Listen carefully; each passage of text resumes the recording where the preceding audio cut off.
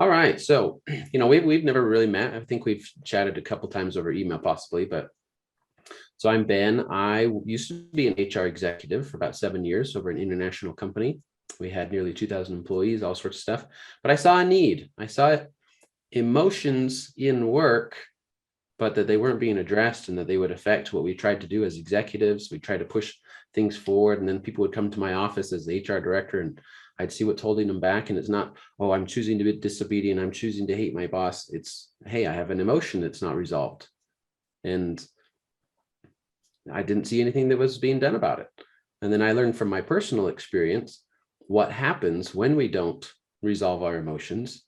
So long story short, because this isn't necessarily about me, I left all of that to become a speaker and a coach full time, to now help people in general, but specifically HR professionals, when they have nobody to turn to, when they're dealing with everybody else's emotions. And how do I deal with my own? Right?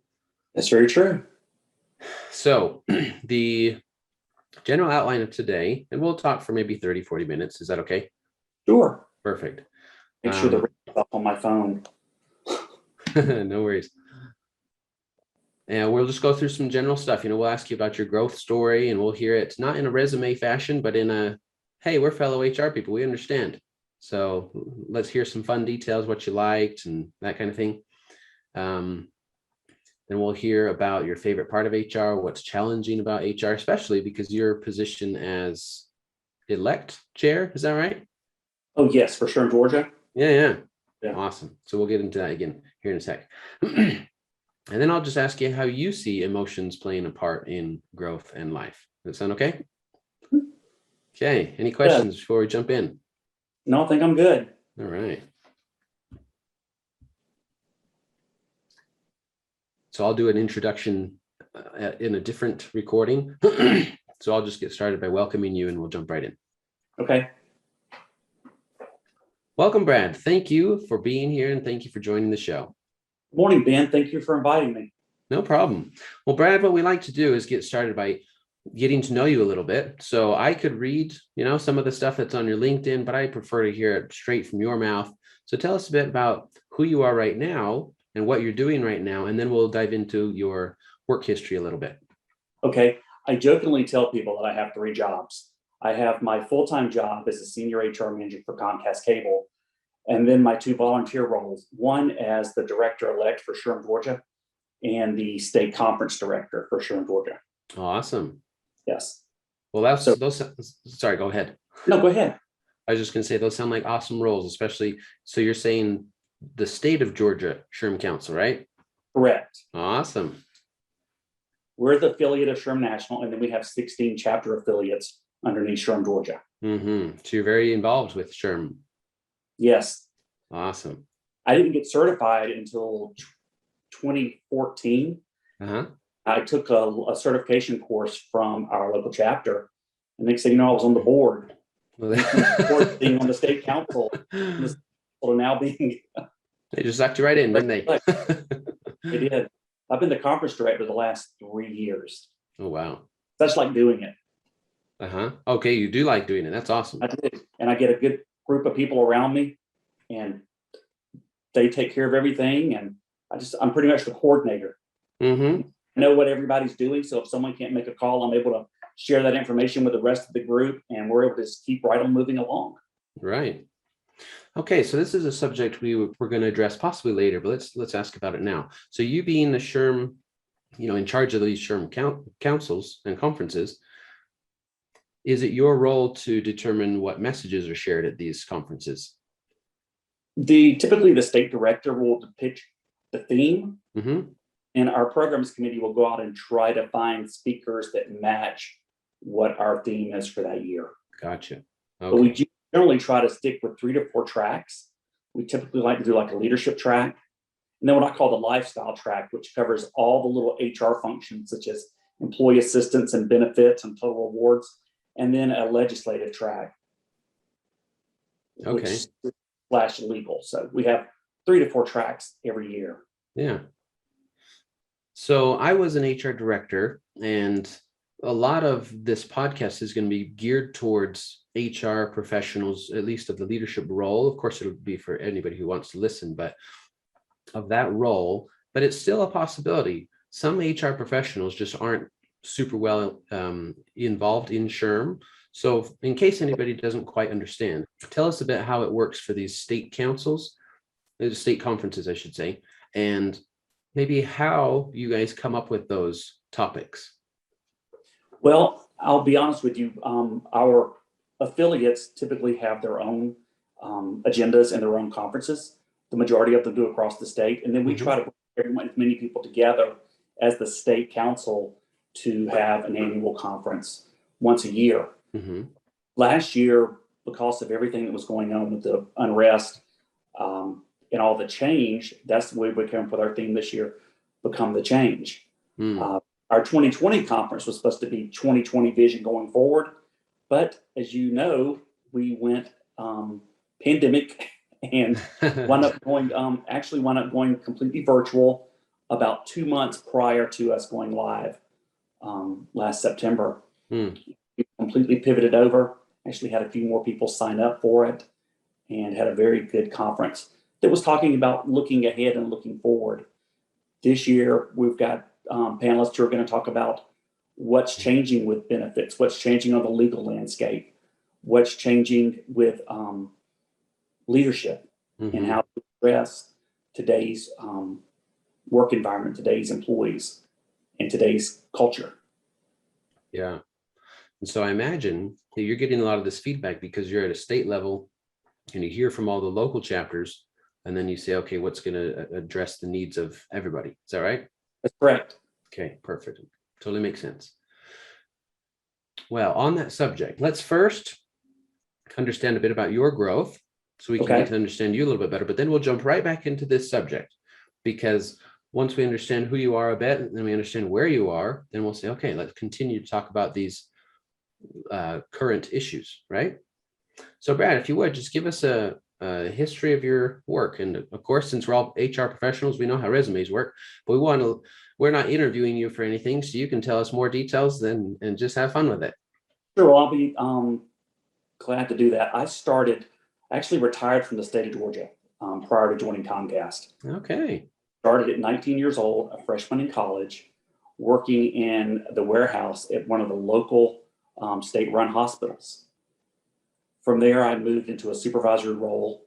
And then just before I graduated, I moved into an entry-level HR role. And I specialized in our employee benefit structure and payroll and workers' comp. From there, I moved into a supervisory role. And then I joined the Department of Corrections as an HR manager at a local facility.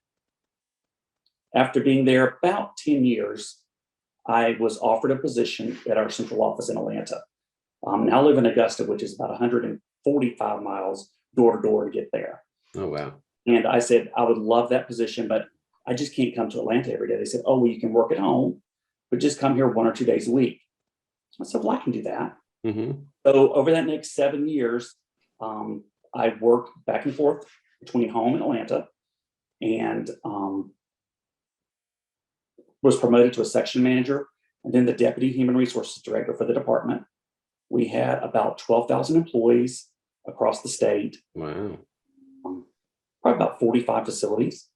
And I had an indirect report staff of 38 and direct reports of 5.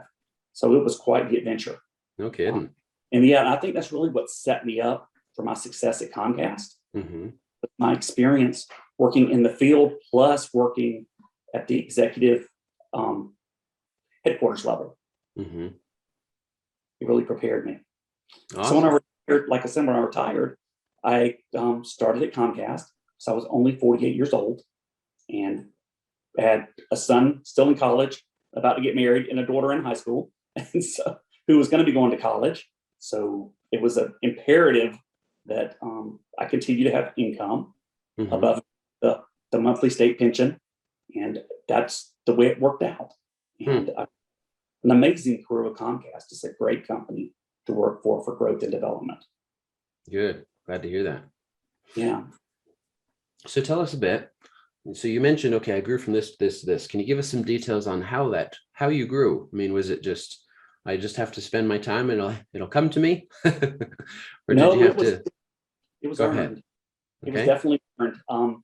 I took on multiple roles, multiple tasks. I would hold my hand up and say, I can do that, or I'd like to try to do that. Mm, I've taken on multiple projects, either at the Department of Corrections or with Comcast. So I was hired at Comcast as an HR manager, just overseeing the Augusta market, which is about, at the time, about 230 employees. And then I transitioned over to our business process unit, which I still manage just the Augusta market, but I picked up all of our audits and compliance and reporting for the region, which makes up 7 states across the Southeast. And from there, I was promoted to a senior manager. I gave up the business process and I picked up supervision of Augusta, Savannah, and Charleston. So I grew that way from hiring and selecting staff and just, I guess, like I said, stepping up and volunteering. And now I've gone back to just having technical operations, which in the Comcast world, when you think about your service going out, we'll send a technician to your home in a van. mm-hmm. So, and then if your whole neighborhood goes out, we're going to send a maintenance person in a bucket truck. Okay. Oh. So I'm now just over tech ops for Augusta and Savannah, but I'm also the data and analytics for our entire field operations team for technical operations. My role keeps ever changing, and every day it's a new challenge and a new experience. Yeah, awesome. When I mentioned, when I joked and I just said, oh, do you just have to spend your time and wait for it to come? The point I was making, and I'm glad you made it very well, is no, sometimes we do have to stretch ourselves, raise our hand to say, yeah, I'm willing to try, because this podcast is all about reaching your ultimate potential. And that doesn't just mean, okay, hopefully your potential will come to you one day. No, it means strive for it, be open for it, work for it, and then it'll happen, right? So you got to put in the effort. So I'm glad you shared that. Tell me about some of the internal background, okay, behind when you raised your hand, when you were growing, because sometimes it can be much easier to stay comfortable and say, you know what, I've been used to what I've been doing. I'm doing fine at it. So why change? I'm just not one to sit back. I think that's how I became the state conference director with SHRM, for SHRM, Georgia, raising my hand and saying, you know what, I have a passion for doing this, for planning and execution. I'll be your next conference director if you'll have me. Or I was just on the programs committee. And so I said, I can do this. And I've proven that I could do it. And so that's what's also helped me be successful in being selected to be the director-elect for SHRM, Georgia. It's a competitive process. And it was actually interviews with the state director, our field services director, and our member advisory committee representative. Wow. Yeah, so I, really set myself up through holding my hand up and volunteering and showing what I'm capable of doing. Very good. Tell me about the emotions that go on behind all that. There's a little bit of fear with especially planning a conference now. About a month ago, we were getting 2 to 3 registrations a day. And then when the CDC issued new guidelines on July 27th, we came to a screeching halt. Now we're getting maybe 1 to 2 a week of registrations. So I panicked that we weren't going to make our numbers in order to at least break even, but we're proving that we can. We're going to put on a great conference, close to 50 vendors, a couple hundred attendees. It's not what I planned on. We were planning for 350 and about 100 vendors, but still a little nervous about getting into big groups, even following the CDC guidelines about wearing a mask. Yeah. But, so that's what stresses me out. But it's also exciting, tracking it every day, checking registrations, checking to see if I have any vendors that they're interested in participating, to see if, working with my team to pick meals to eat, and negotiating with vendors. I'll give you this if you'll give me that. It's all part of it. It's just fun. So well, good.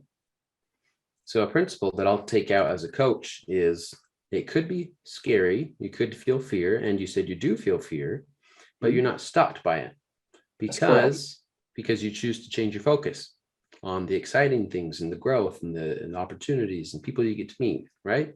That's correct. Awesome. Okay, bouncing to a couple other questions, and again, we'll come back to this. What's your favorite part of HR? The people. Okay. I love the employee relations and employee engagement portion of it. I guess deep in my heart, and this is not the HR culture probably, but I love planning events for my teams. You know, throwing on a big luncheon or a big, picnic, and bringing everybody together and seeing everybody and calling them by name and remembering small facts about them. You know, it's been 18 months since I've really seen everyone because we've been working at home. But when I chat with someone, I'll still remember to say, "How's your baby doing?" "Oh, you mean my 4-year-old?" Of course, I play it off. It's been that long. Remembering, and building that relationship and knowing that they can count on me and I can count on them. Right. That had to be my favorite part. I love that connection with people. Good. What would you say is the most challenging part of HR? Employee discipline. You have some leaders that want to go gung-ho and you have to tamp them down. Then you have those that you have to really press the gas on that, well, I was going to give them one more try. Well, 8 times is one more try going to get you, So that's the part that the coaching part, I guess, sometimes with the leaders. Some want to hear the feedback and some do not. Right. Yeah. And some people, I don't know what you call it in your company, but the disciplinary process and the documentation thereof, right? Some managers definitely don't like to do that documentation, don't they?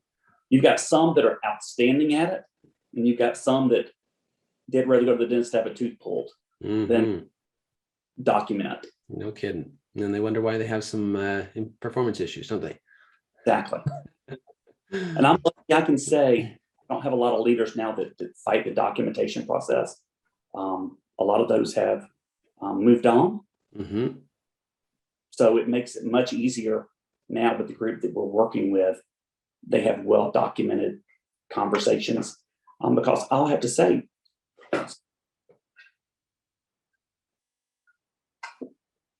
we've have a great online tool that the leaders can use to put in coaching conversations, and then the employee can actually go in and see it. So that makes our leaders be very careful about what they're putting in as well. Yeah. No generalizations, no personal opinions. They're keeping it professional, keeping it work related, keeping it tied to whatever occurred. And they're also putting in those positive coaching conversations. Wow.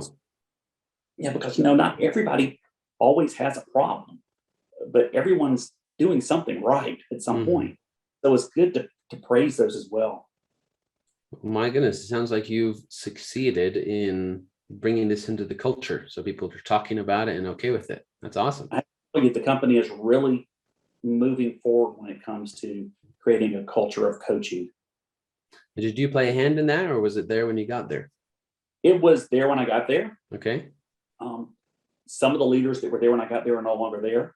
Some retired, some moved on to other companies or to different roles. And the ones that I have now, I think that I support that they've really gotten good at the documentation part of it, because as they talk to me, well, I want to do something to this person. Well, let's talk about what you've done to this person. Show me what you've written. Oh, I don't have anything. Okay, then when you do, call me back. Then right now, I've got to get on another call. Basically, what I tell them. Yeah. They'll send me back 15 emails that they have. It's like, okay, well, there we go. Wow, well done. That brings back a lot of memories. Oh man. Okay, let's bounce back to what we were talking about. We're talking about the SHRM topics for your conferences and growth and being the chair-elect and all that kind of stuff. So let's talk on that subject, but also specifying on emotions. Okay, so we said there's a lot of change going on. You were talking about a lot of growth and how exciting it is to work with everybody else. So you can either answer from yourself or from just what you see from your chair. How are you seeing emotions playing a role in work right now? Well, it's funny you say that because at work, we just had an entire series on empathy and how to understand where people are and how to be empathetic with them, not necessarily sympathize with them, but to listen to those key words. I have a habit sometimes of, let me stop you. I know what you're going to ask. I'll go ahead and tell you your answer. And it's more about really listening and opening up and being vulnerable to hear it. Mm-hmm. So I trained myself to do that. Because we did an insights personality survey at work, and I came out, my top one is red, which is fiery red. It means just give me the facts and let me move on. and my leader we're exactly opposite. I'm red, yellow, blue, green, and she's green, blue, yellow, red. Mm. So we both learn how to read each other. She knows that if I'm going to hear something, I just want to hear it. Mm-hmm. And I wants to hear it, I'm going to, lay out the case. Right.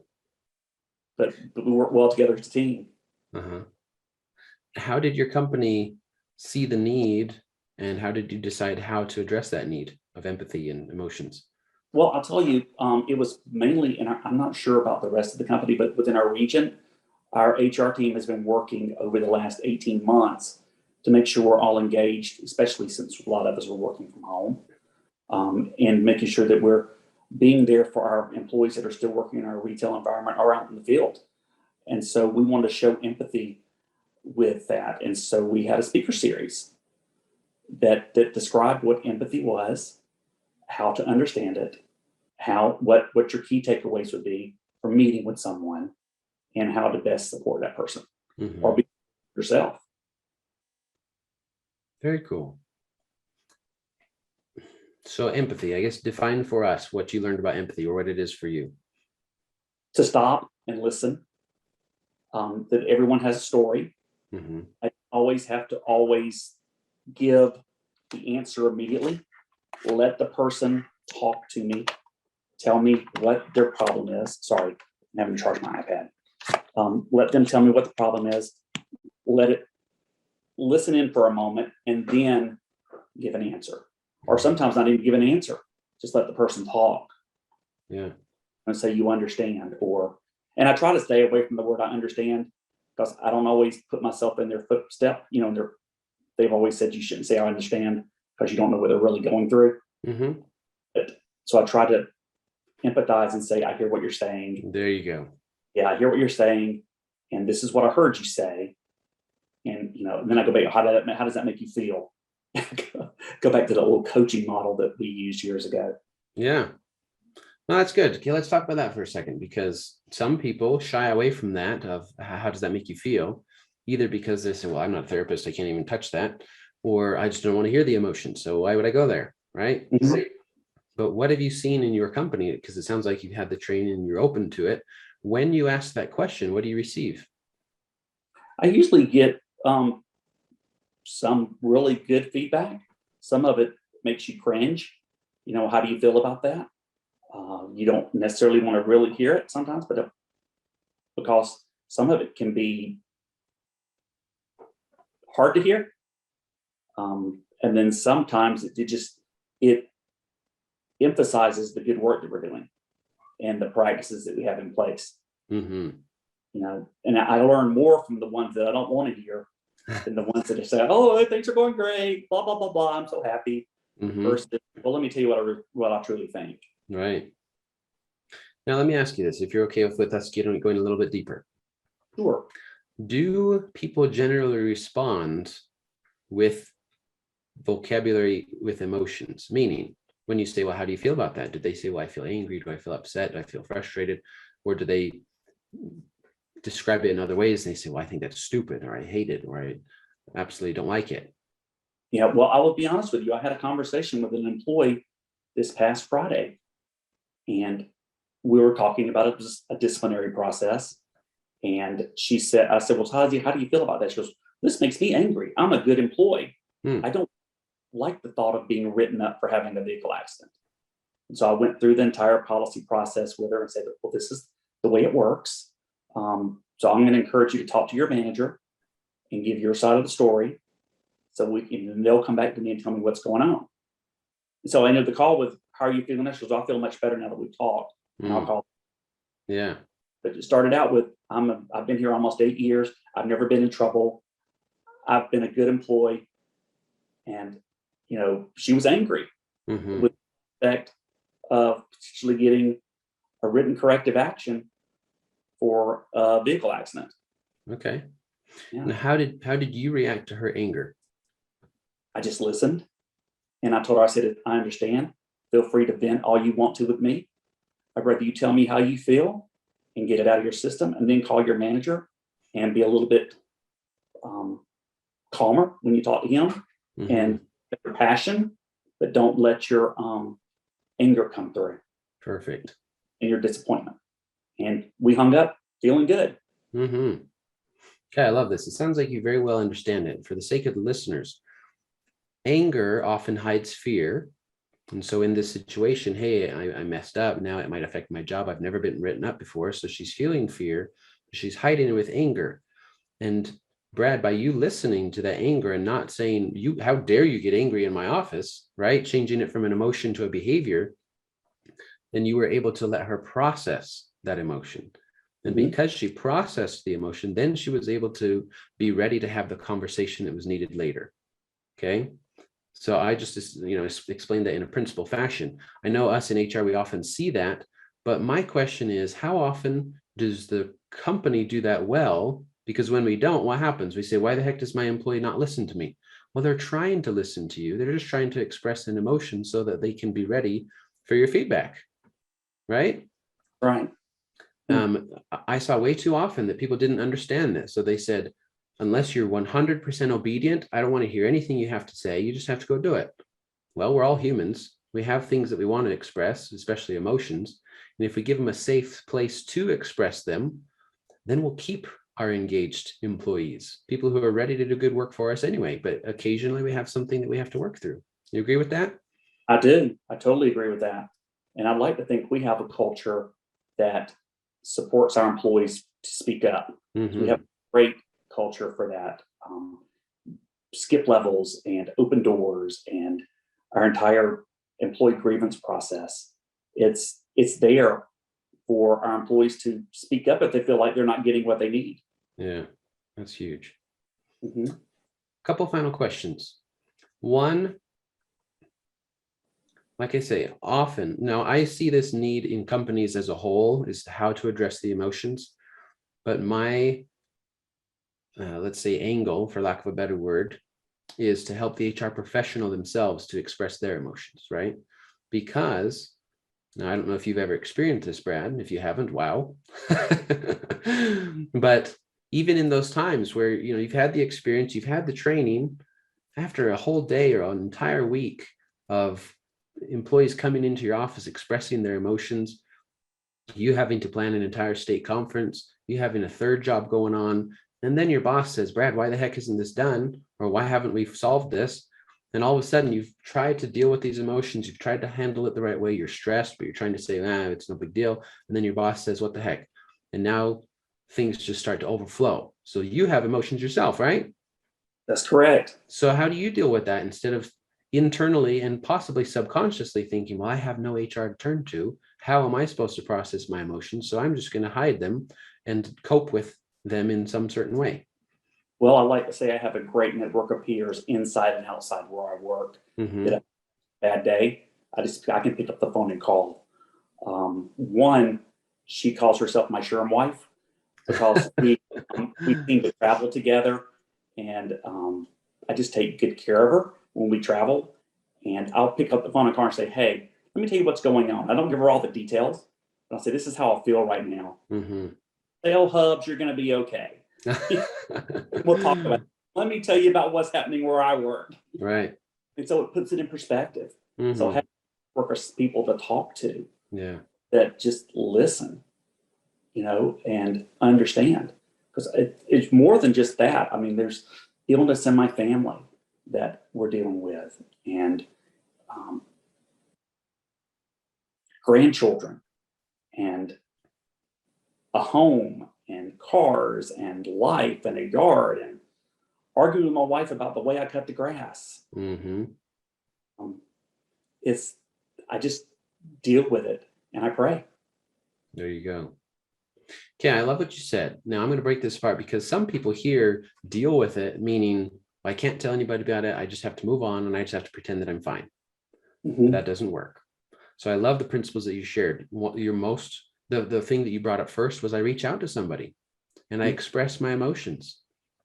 And that's huge because somebody relates, somebody listens, they don't judge, they just let you get it off your chest.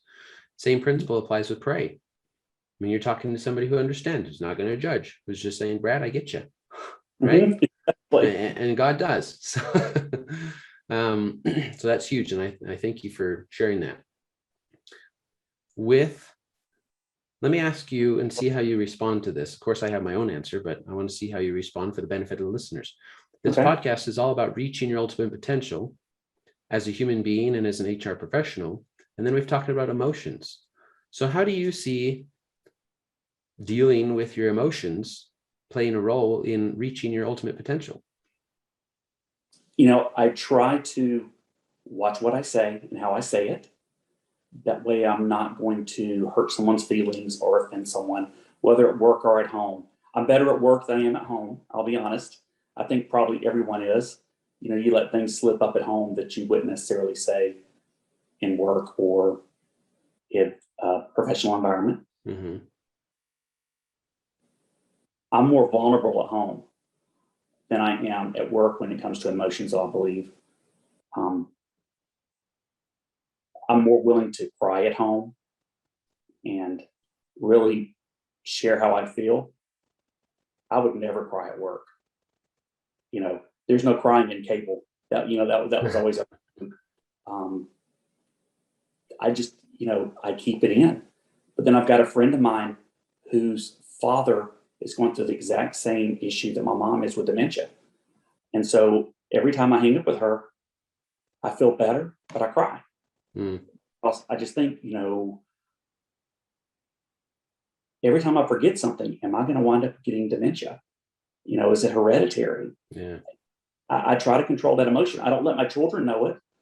And I try to, not tell my wife about it a lot. But when we're going somewhere and I tell her something, she goes, "You told me that 5 times already." I'm like, "Oh, no, I didn't realize that. Well, I'm so sorry." Mm-hmm. So it's okay. But I try to make sure that I keep my emotions in check. I try not to let, things happen. It's funny because yesterday our pastor was talking about anger. He says you're having one of those knockdown, drag out fights where dishes are thrown and you leave the house in a huff and you wreck your car and then you're really mad. What do? How do you control that anger? And luckily I'm in an environment where we don't have that. We don't have those knockdown, drag outs where we throw stuff and leave the house or at work where we're throwing stuff. Because there was a time at work one time I threw my stapler against the wall. Yeah. And I cannot believe what just happened, and threw it, and people came in the hole. What's going on?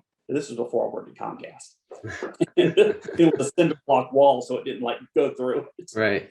And I learned to control that. That I'm supposed to be set an example because everybody looks at HR as, "Oh, you're HR. Here he comes. Stop talking about what you're talking about," or don't let him hear what you're saying, or mm-hmm. Don't use any bad language around him. Right. Or it's that persona that I don't want to be considered an emotionless robot.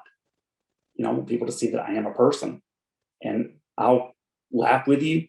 I'll joke with you. I'll sit with you in chat. I'll mourn with you, and I'll cry with you if you need me to. Mm. Such a great example. Thank you. And thank you. So again, you mentioned control your emotions, and I just have to address this again. You've done a great job at it. Some person may grab onto that phrase and say, okay, as an HR professional, yes, you're right. I'm supposed to be perfect, right? Because it's HR and I help write the policies. I have to be perfect in them. I can't show any weakness. I have to be this, that, and the other. And so I have to control my emotions. And a lot of people understand that phrase to mean I cannot show emotions. I cannot show anybody, not my wife, not my boss, not my coworkers, not anybody, because I am HR, right? Mhm. But but you've done a perfect example of not only giving examples of how to process the emotions, specifically reach out, pray, express, be vulnerable, but you've shown the value of doing so, being vulnerable and mourning and laughing and just caring and showing those things with others. People have seen you for a human being, not just a robot HR, right? Mhm. And I would be confident to say that has played a huge role in your ability to be promoted and have such growth, because you're not just the person in the office that does the paperwork. No, you're the person who can relate with the employees, and the things that you say make sense and people go along with it, and that raises engagement, lowers turnover, and has all the results that we're looking for. That's right. And I think I can really relate because I've been on both sides from starting out, like I said, in an entry level position to working my way up through the different roles to really understand what our employees are going through.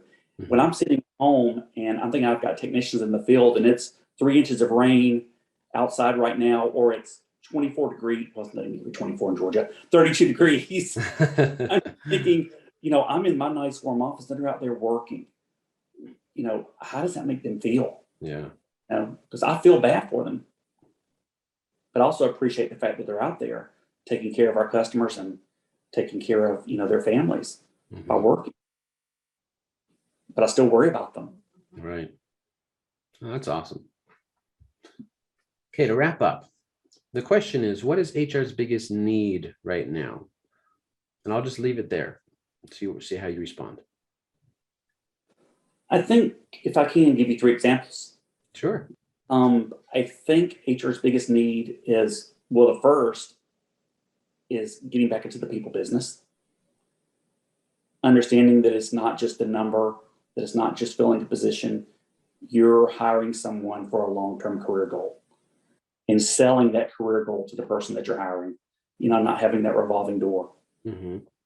I think second is using data and analytics to sell your story, to show, hey, this is how many people we've lost, or this is what this person's average performance rating's been over the last 5 years, or this is how many days it takes to fill a position, or this is how many hours of sick leave this person's used in a year. Being able to lay out that picture is, to me, the second thing. And the third thing is just engagement. Mm-hmm. Knowing your employees, and you don't have to know them personally, but know their stories, understand their turmoil that they're going through when someone calls you, and use that empathy and listen to them. And I I love think those that's answers. 3. Okay.